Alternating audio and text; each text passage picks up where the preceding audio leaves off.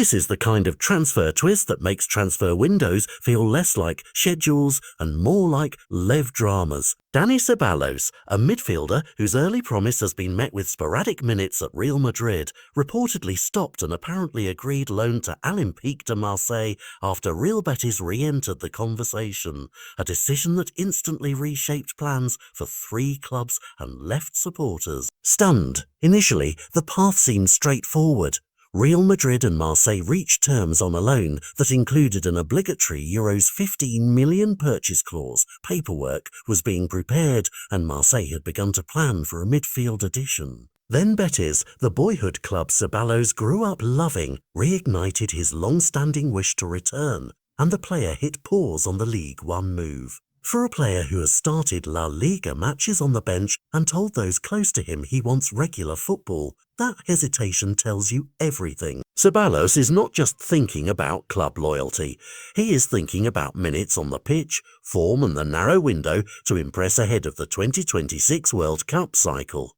Regular football matters when selection is on the line, and a place where he is loved and trusted offers a compelling alternative to the stop-start life of rotation at one of the world's biggest teams. The ripple effects are immediate. Marseille believed they had anchored midfield business on a deal that appeared done, but the player's change of heart left them without the target they expected. Reports suggest Marseille have stepped back. A reminder that even agreements that look finished can collapse when a player reconsiders. Real Betis, meanwhile, have reportedly started exploring ways to structure a return. That could mean loan mechanisms, payment plans, or other creative financial models that satisfy Real Madrid while giving Ceballos the platform he craves at the Benito Villamarin. Betis are also reported to be actively working on other reinforcements, meaning they are serious about competing and want to couple sentiment with smart recruitment.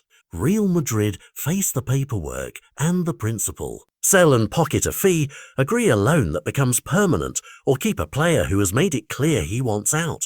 Each option brings sporting and financial trade-offs. Ultimately, the fine print matters here. Clauses, triggers and deadlines will determine whether this becomes a homecoming or another transfer rumour that fades. This story isn't just about contracts, it's about identity and timing. Ceballos came through Betis Academy, a club with its own fierce culture and a fan base that remembers youth products, and the idea of returning home carries weight beyond numbers. For many players, a return to familiar surroundings can kickstart a career, offering trust, regular starts, and a role that suits their strengths.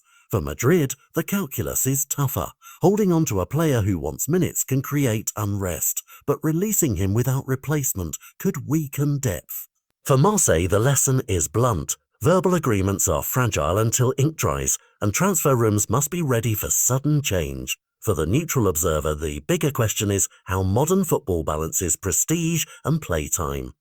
A move to a top club is glittering, but if it means sitting on the bench through an international qualifying window, it may cost a player their shot at the next major tournament. What comes next will decide more than one club's short-term plan. If Betis can meet Madrid's financial conditions, a celebrated homecoming is possible.